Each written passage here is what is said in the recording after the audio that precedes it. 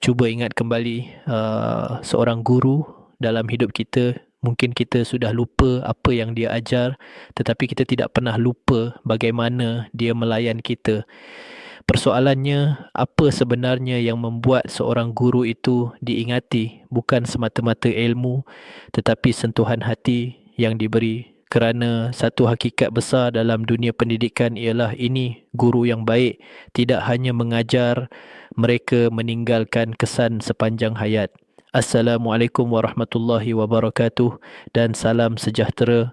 Tuan-tuan dan puan-puan guru yang saya hormati, dalam dunia pendidikan hari ini, kita sering diukur dengan pelbagai indikator, keputusan peperiksaan, pencapaian murid, KPI sekolah. Semua ini menjadi ukuran kejayaan seorang guru.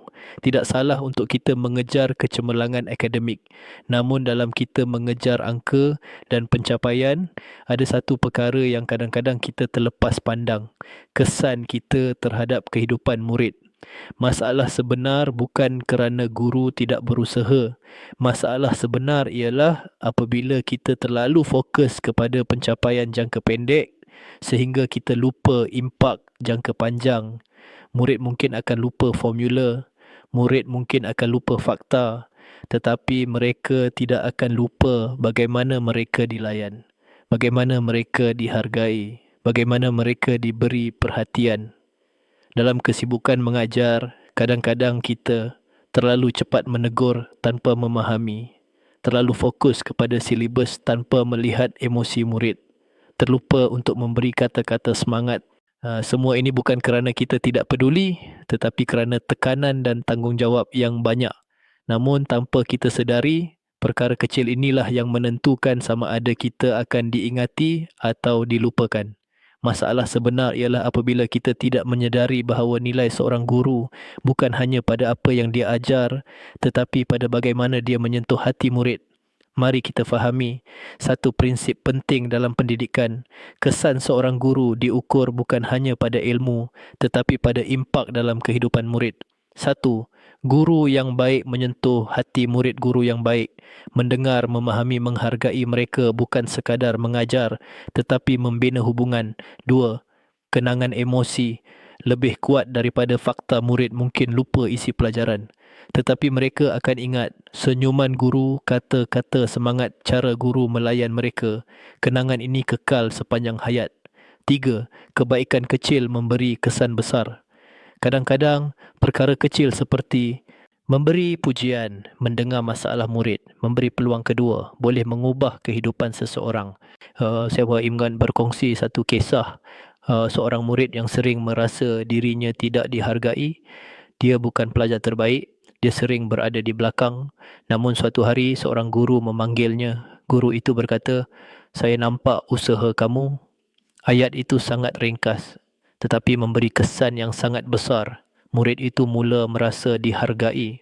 Dia mula berusaha lebih.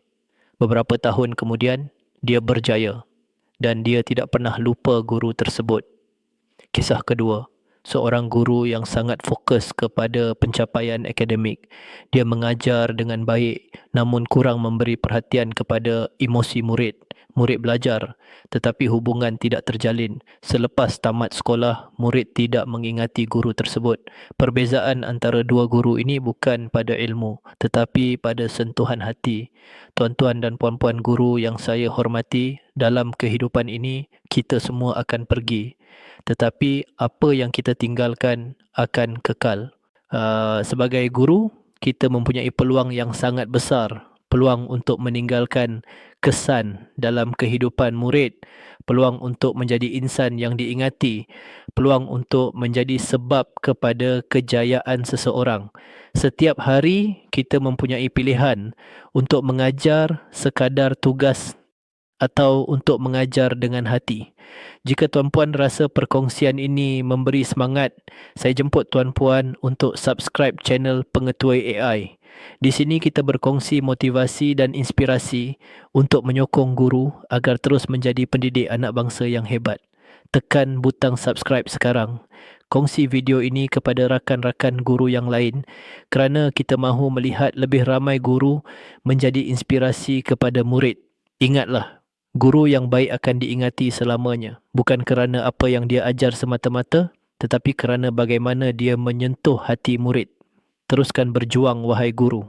Teruskan mendidik dengan ikhlas, kerana setiap kebaikan yang anda lakukan hari ini akan hidup dalam ingatan murid sepanjang hayat mereka. Terima kasih cikgu semua. Semoga kita terus menjadi guru yang bukan sahaja hebat dalam ilmu, tetapi juga hebat dalam meninggalkan legasi yang indah dalam kehidupan murid.